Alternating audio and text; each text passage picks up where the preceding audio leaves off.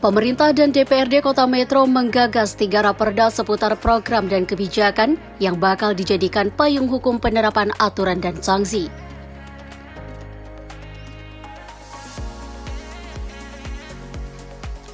Hal itu dibahas saat paripurna penyampaian raperda usulan pemerintah dan raperda inisiatif DPRD Kota Metro. Rapat dipimpin Ketua DPRD Metro Tondi Nasution di ruang rapat DPRD setempat beberapa waktu lalu.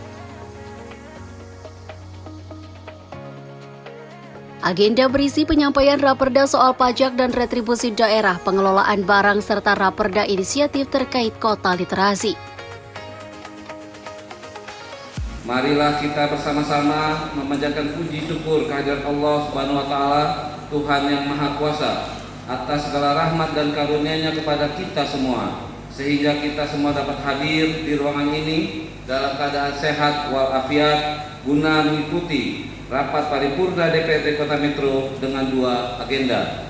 Yang pertama, penyampaian raperda usul pemerintah daerah Kota Metro, dan yang kedua, penyampaian raperda inisiatif DPRD Kota Metro. Selanjutnya, sebelum membuka rapat paripurna pada hari ini, perkenankanlah kami menyampaikan terima kasih yang sebesar-besarnya kepada Saudara Wali Kota, Wakil Wali Kota, anggota Forkopimda, Saudara Sekda, Kepala OPD, serta seluruh undangan sekalian yang berkenan hadir di ruang rapat paripurna pada hari ini.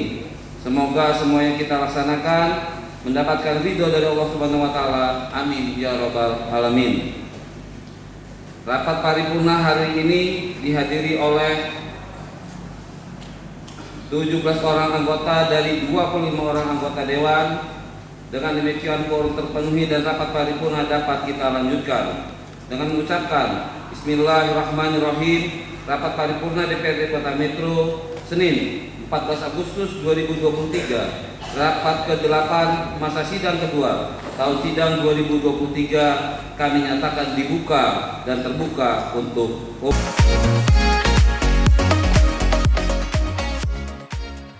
Wali Kota Metro Wahdi Sirajudin memaparkan 5 poin terkait pajak dan retribusi daerah dengan menyesuaikan Undang-Undang Nomor 1 Tahun 2022 yang mengatur hubungan keuangan pemerintah pusat dan daerah.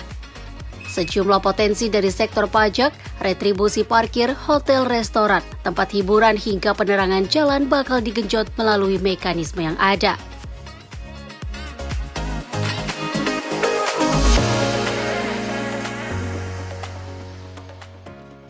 Rancangan aturan baru dibuat untuk memudahkan OPD melalui sistem keuangan daerah yang terintegrasi. Wali Kota juga menyampaikan perubahan Perda Kota Metro Nomor 14 Tahun 2018 tentang pengelolaan barang milik daerah yang mengikuti update dengan kondisi di lapangan.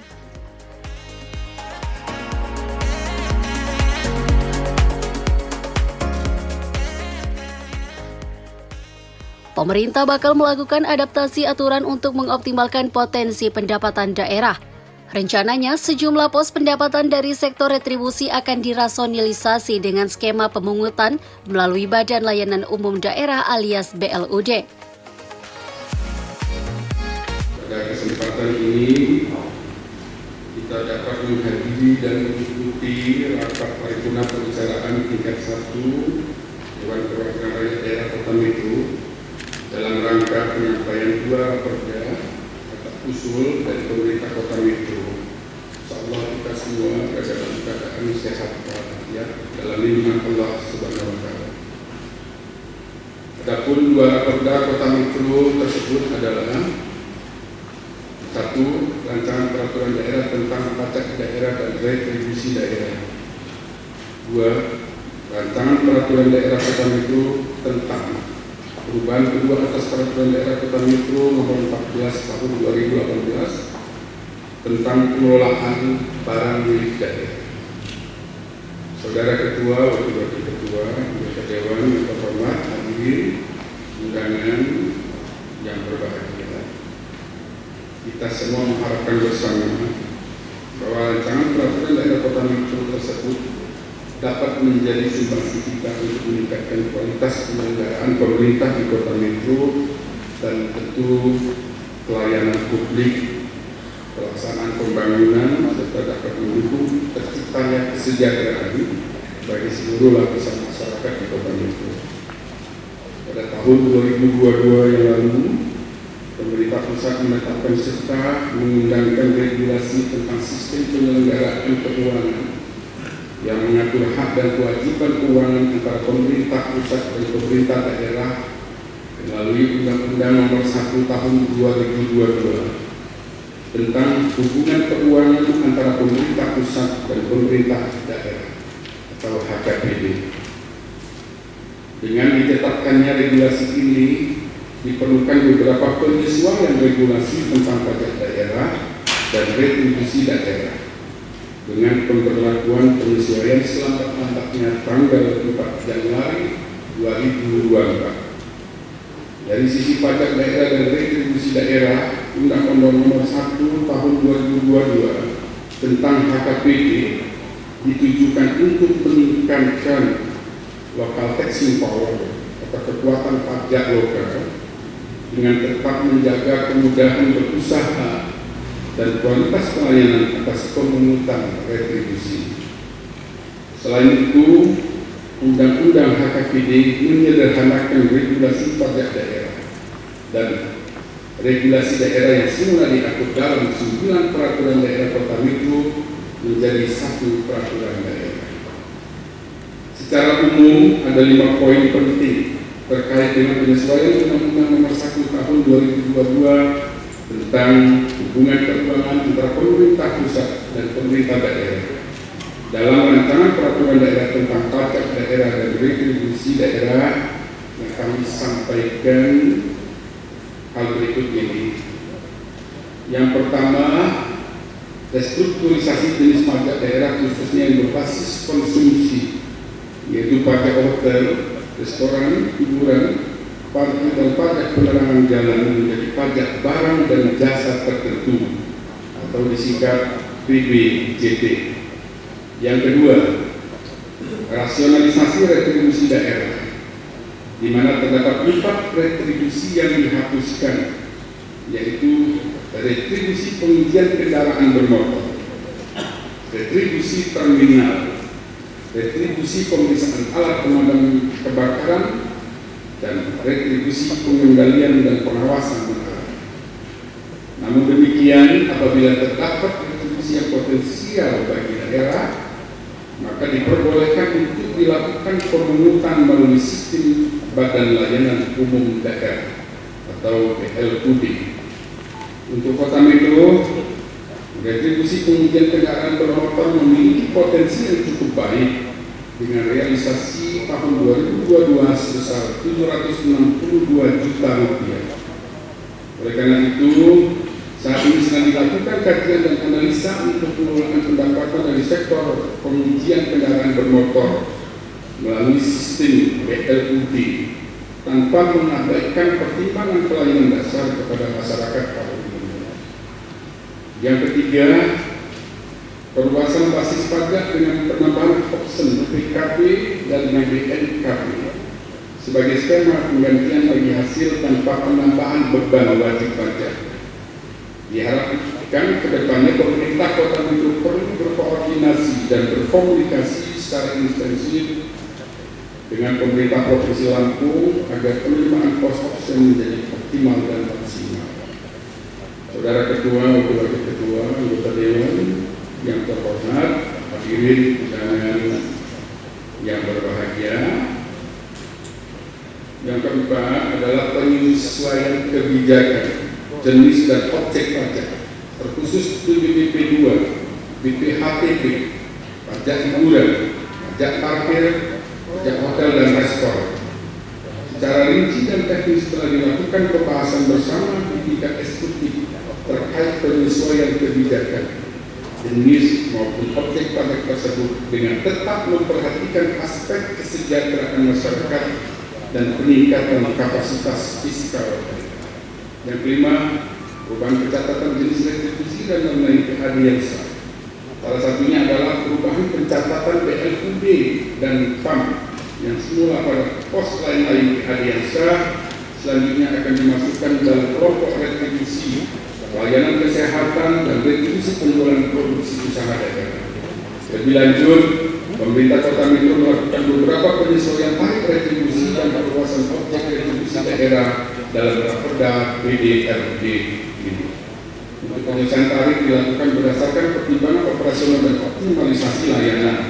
Sedangkan untuk perluasan objek retribusi dilakukan dengan pertimbangan adanya potensi objek retribusi baru di Kota Metro dan dengan adanya peraturan daerah tentang pajak dan retribusi daerah ini diharapkan akan dapat memperkuat kewenangan pemerintah daerah dalam meningkatkan pendapatan.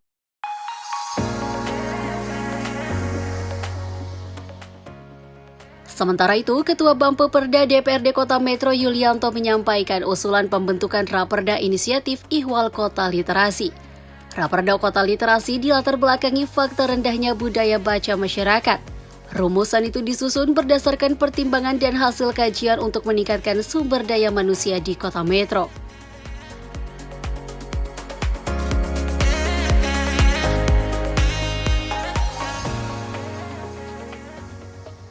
Usulan kota literasi diharapkan dapat berimplikasi pada kesadarannya masyarakat dengan sasaran target yang meliputi 4 dimensi, diantaranya dimensi kecakapan, akses, alternatif, dan dimensi budaya. Raperda Inisiatif Kota Literasi merupakan langkah penguatan budaya baca masyarakat.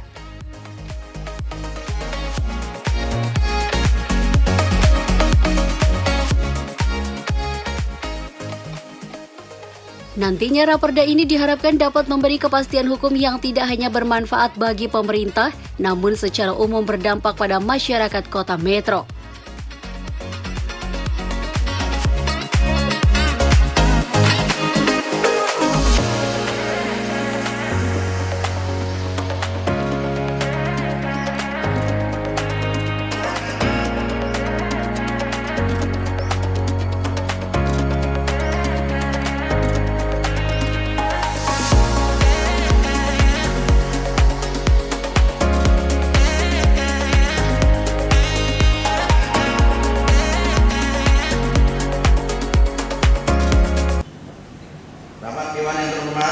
Hadirin yang berbahagia, persoalan rendahnya budaya baca merupakan salah satu isu penting dalam memahami rendahnya tingkat literasi masyarakat kita. Masyarakat yang memiliki budaya baca yang tinggi diyakini akan memiliki tingkat literasi yang tinggi pula. Namun, untuk mendorong agar masyarakat memiliki budaya baca yang tinggi, tidaklah semudah membalikkan tangan. Secara faktual, Indonesia merupakan salah satu negara yang kemampuan literasinya masih rendah, tertinggal dengan negara-negara lain. Berawal dari beberapa persoalan yang dihadapi Indonesia, salah satu program yang gencar dilaksanakan di berbagai sekolah adalah gerakan literasi, yaitu satu gerakan yang resmi secara nasional berdasarkan Peraturan Menteri Pendidikan dan Kebudayaan Nomor 23 Tahun 2015 tentang penanaman budi pekerti. Program literasi ini telah banyak diterapkan di sekolah-sekolah kita sebagai upaya untuk meningkatkan kemampuan membaca, menulis dari para siswa serta meningkatkan mutu pendidikan kita. Namun demikian, dalam dinamika kemajuan teknologi yang sangat pesat ini, ternyata belum diimbangi dengan tumbuhnya budaya literasi, sehingga gerakan literasi di sekolah perlu dikembangkan secara lebih luas dalam level masyarakat dan level daerah, misalnya dengan mewujudkan metro kota literasi. Kota literasi merupakan kota yang mengembangkan literasi yang dimulai dari keluarga, sekolah, dan masyarakat dalam rangka pembelajaran sepanjang hayat untuk meningkatkan kualitas hidup dan sumber daya manusia. Istilah sana dikatakan long-life education. Kalau orang-orang timur mengatakan utlubu ilma minal mahdi ilal lahdi. Dalam konteks ini, maka diperlukan gerakan literasi sebagai satu usaha ataupun kegiatan literasi yang bersifat partisipatif dengan melibatkan seluruh warga, satuan pendidikan, keluarga, dan ataupun masyarakat. Literasi pada mulanya hanya dipahami sebagai kemampuan membaca dan menulis. Saat ini konsep tersebut telah berkembang menjadi luas dalam bentuk literasi fungsional, yaitu literasi yang berkaitan dengan berbagai fungsi dan keterampilan hidup, atau dalam bahasa kerennya adalah life skill. Literasi juga dimaknai kemampuan untuk mengakses informasi secara kritis sehingga seseorang dapat mengakses ilmu pengetahuan dan teknologi sebagai upaya dalam meningkatkan kualitas hidupnya. Rapat paripurna DPRD Kota Metro dihadiri 17 dari 25 anggota DPRD Kota Metro, sejumlah kepala OPD, dan pimpinan instansi vertikal.